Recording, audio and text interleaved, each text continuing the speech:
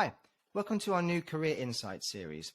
My name's Callum Beaumont. I'm the founder of Cordell Beaumont, which is a specialist digital search and recruitment agency focusing on the maritime, supply chain and trade space.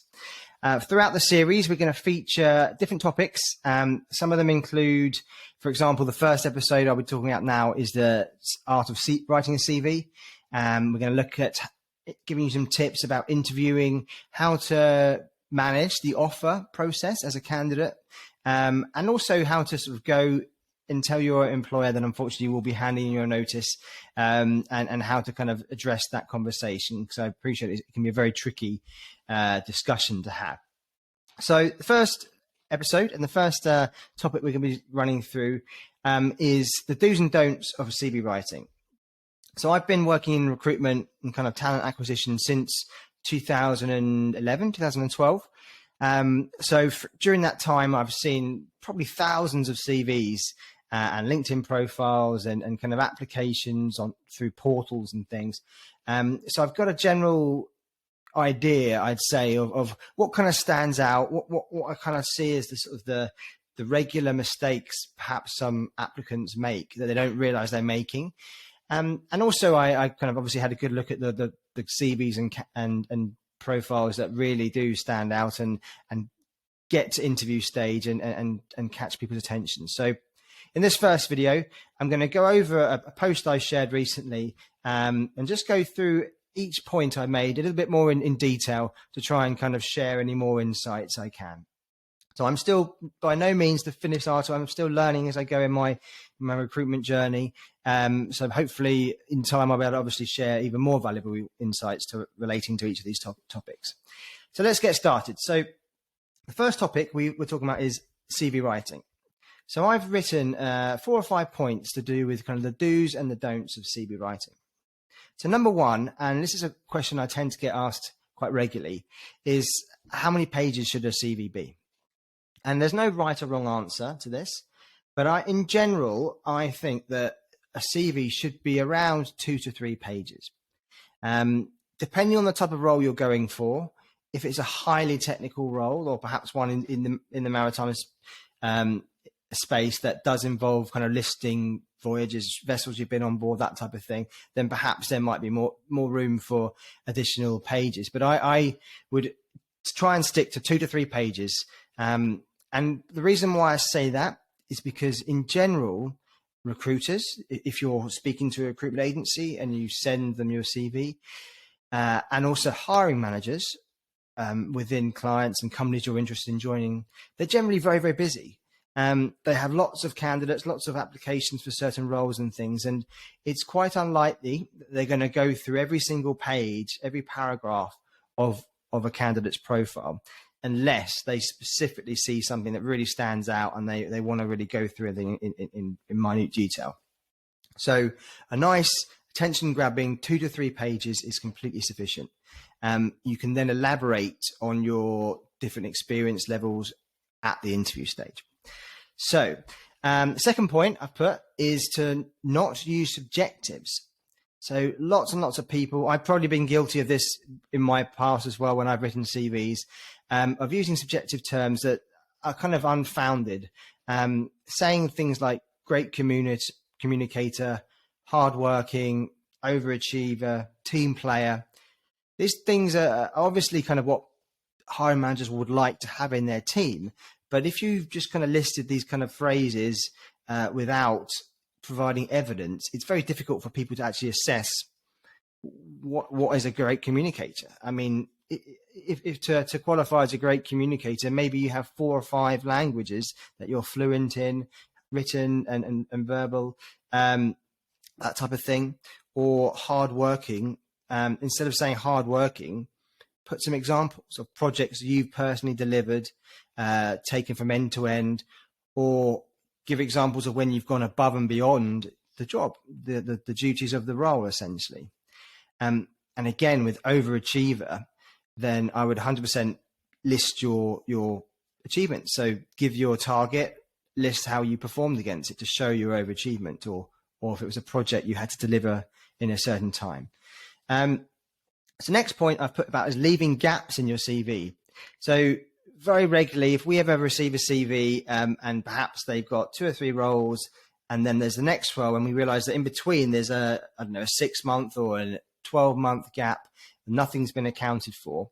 It's very likely that the hiring manager or maybe an HR person for a company or thinking about joining is going to ask the question, what were they doing during this period? So just to save yourself 1 or 2 perhaps back and forth steps and questions with a recruiter or an HR professional, always include those gaps. Mention that, I don't know, for example, between February and October 2021, you were traveling or you were fixing up your house or something along those lines, that just show that for that period of time, you were doing some type of activity. You might have been studying a course, that type of thing, and try and obviously be creative and make sure it kind of lends itself, if possible, to the role you're doing or you're seeking to try and join, or the company. And that could be anything from traveling to certain regions to learn more about cultures, or even obviously studying relevant courses. So next point I've put is, don't ask somebody else to write your CV for you. 100% think it's great to get guidance, and there's lots and lots of templates you can go on online and download, even for free, CV templates. And I think they're completely fine. But you need to be the person that actually inputs the information and essentially writes it from start to finish. And the reason why I say that is because if you get to an interview stage, it's very likely you will be asked different questions about different parts of your CV. And you need to have the knowledge and kind of be the one that can explain why you wrote those points, or what happened during this time that perhaps may prompted a change in your career or something. So if you ask somebody else to write your CV for you, you'll probably generally feel a little bit less engaged and involved, and you'll probably just look at it at the end and think, okay, yeah, that's great. That summarizes my experience, but you won't kind of be passionate about it and be able to explain the ins and outs of it as well as if you'd written it yourself. My advice is to write it yourself and then get somebody else, or ask somebody else to give you some tips of how they might kind of just slightly adjust it. Okay, so the next point on the don't, the last one of my suggestions of what not to do, is to try and be too creative with a CV design. Like there's some fantastic ones where you see all different columns and nice kind of graphics of different kind of skills and achievements and things, and then nice color designs. I think that's fine if you're applying for a creative type of role, maybe something in marketing or graphics design or something. But if it's certainly if it's a sales role, or if it's a marketing type, a kind of more office focused management type of role, then I would try and keep it as simple as possible. Make it very easy to read. Again, and this links back to the audience who's looking at the CV being very busy, potentially having 4 or 5 or 6 CVs to look through. I would try and keep it simple. And when I review CVs, the first thing I look for is, I obviously ideally like to see a nice kind of 1 or 2 to 3 pages, nice clear description of their key achievements. What's their job title in certain roles? What companies did they work for? What was the tenure? How long were they staying in those roles? Was it 3 or 4 months? Was it generally consistently kind of over 1 or 2 years, or even more for certain type of roles? So consistency is key. So I think rather than trying to be too creative on the design, focus on just capturing the key information and making sure it's nice and clear and easy to read. Okay, so let's move on and go to the do aspects of writing your CV. I mentioned this briefly before. So first point I've put is clearly highlight overachievements. And this is essential, especially if you're going for a more sales focus or kind of commercial focused position. It can still be the same in perhaps like a project management, product management type of position, where you can highlight key projects you've delivered on, or roadmaps, or whatever you is relevant to you. But the key thing is to give statistics rather than saying top performer for 3 years running in sales team. That could be top performer out of 2 people or 1 person. You need to be clear. You need to say top performer out of 20 sales professionals, overachieving target by X amount per quarter or something along those lines. Or you could say consistently exceeded or generated, I don't know, 250,000 revenue per quarter, X percentage over target, something along those lines. That again isn't subjective. That people can go, great, so that was your target. That's what you achieved. That's clearly an overachievement. That's something we can discuss hopefully at an interview, and ultimately sets you apart from other candidates that perhaps don't list those achievements or don't manage to achieve those sort of results. So very much worth highlighting. And again, I've put here clearly highlighting overachievements and projects that you've delivered on. Try not to highlight too many achievements that are actually more of a team achievement. It's very easy to do, but I would try and really focus on the aspects where you were personally involved, what your duties were and how you kind of obviously kind of delivered and what you brought to the project or the table, essentially. Hiring managers will want to find out what was your involvement in that specific task or that goal or that result. How did you contribute to it? So make sure it's personalized for your achievements. Second I've got is tailor your CV to specific job requirements. This can be a bit controversial because I'm sure some people will say, well, it can be difficult to tailor your CV to every single job description. And also you may not always have a job description visible for each vacancy. You might just know that I really want to apply to a job in this type of company. So wherever possible, if you have a job description, go through it thoroughly, look at the key job requirements, look at the criteria about kind of the necessary skills and skills, yeah, essentially. Go through those and try and make sure that your CV features all of those requirements. As long as you have them, obviously you can't make them up. But I would make sure that it's very clear. For example, if a vacancy involved a network of supply chain businesses in North America, I would very, very kind of clearly make sure you highlight that as part of your kind of key opening sort of bullet points of achievements or something. Make sure it's listed if it's relevant and it's obviously the background that you have. It's very, very important. And if, for example, they want a certain type of profile, maybe it's more of a business development type of role as opposed to sort of a key account management role. And let's say if you're in currently a sales manager vacancy role, it may not be too clear to the person that's reviewing your profile or your CV how much of your role or your day-to-day role is focused on kind of hunting new logos, new clients, as opposed to looking after existing clients and growing revenue and driving renewals and upsells, that type of thing. So it's really important, if you know the role is looking for a business development focused professional, try and emphasize or break up your role by saying, for example, sales manager, like 65% of my day-to-day is business development, hunting new logos, 35 is growing existing business, driving ARR, that type of thing. It will really help hiring managers and recruiters be able to see if you really are more leaning towards an account management type of function and maybe more suited to those sort of strategic roles in account management as your next steps possibly, or the business development kind of hunting side. So really, really key to do that. Then I put here, use bullet points rather than long, bulky paragraphs. I'll be completely honest. Let's say if you've got hundreds of CVs, you put a job advert out or you're looking through specific CVs of maybe someone you've approached, it's unlikely you're going to read every single sentence of a long paragraph of a 4 or 5 page CV. But what we will look at is certainly the as I mentioned before, what's their title, how long were they in a role, what company were they in there for. Then I want to look at what were you doing in that role? So can I ascertain what type of clients were you selling to, or depending on the type of role, if it's a non-sales role, it'll be slightly different. But in general, I'll be trying to find some easy information I can quickly ascertain to see, right, this is relevant. This is a relevant profile.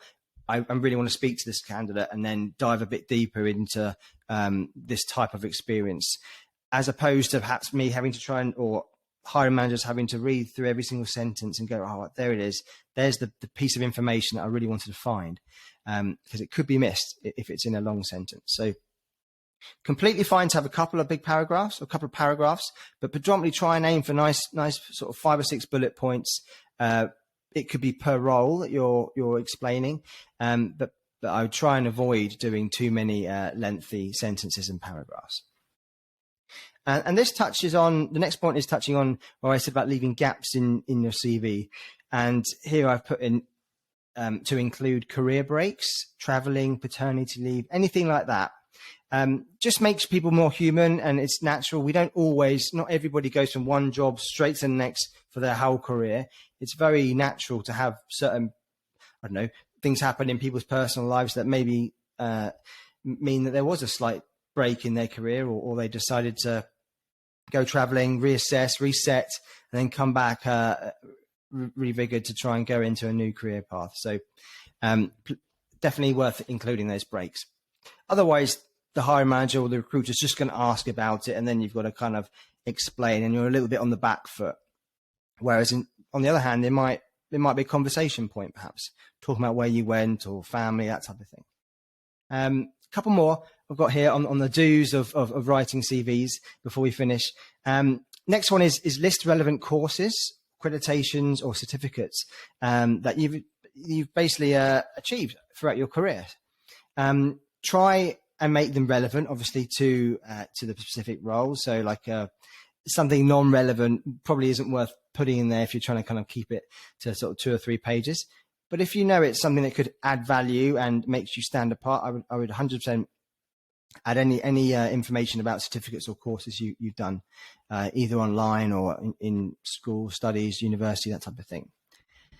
The next one is about sharing your hobbies and interests. When I used to interview people, and obviously still do, but more face-to-face and consistently doing sometimes 10 plus a day for certain roles and things, the thing that I really enjoyed talking more about was about people's hobbies, and what interests them, and kind of when I sort of learned a bit more about that, I was then able to try and assess whether they might be a good culture fit or a good team fit for the business. And it's often hearing and learning about those hobbies that you build rapport with people. So I would definitely mention a couple of your hobbies. It doesn't have to be a long explanation, but if it's something interesting that's obviously important to you, definitely do list it. And the very final one, I'm very guilty of this. I know I make lots of typos and that type of thing, so I apologize. But 100% when you're writing your CV, it needs to be grammatically correct. So please do always ask somebody else if needed to double check your CV once you've finished it, just to make sure there's no typos there. You'd be amazed at how many people kind of say like one of their kind of subjective key skills is good attention to detail and accuracy, that type of thing. And then 2 or 3 lines later, they've got a spelling mistake. It's amazing how often it happens. So really, really vital to always check, make sure there's no typos, because the reader will just assume that this is probably going to be what like you're like in working life. Your emails might contain typos, and it might not be as professional as perhaps they expect from their team and everything. So it really is important. I think for now that's everything from this topic. So that's the do's and don'ts of CV writing. I really hope you find this useful. We're going to do more of these episodes shortly, and as I said, we're going to cover topics like preparing for an interview, how to conduct the interview, or tips to conducting interviews, and then things like receiving job offers from clients that you or from businesses that you're hopefully going to join. How to manage that process and make sure that things are aligned and you don't miscommunicate things that could ultimately end in the process falling through and you're missing out on the opportunity. So we'll walk you through that and then, as I mentioned, talking you through handing your notice. So please do, as always, sort of like our videos and support the channel. Our audience is growing and it's really appreciated for everyone's support. So thank you very much and speak soon.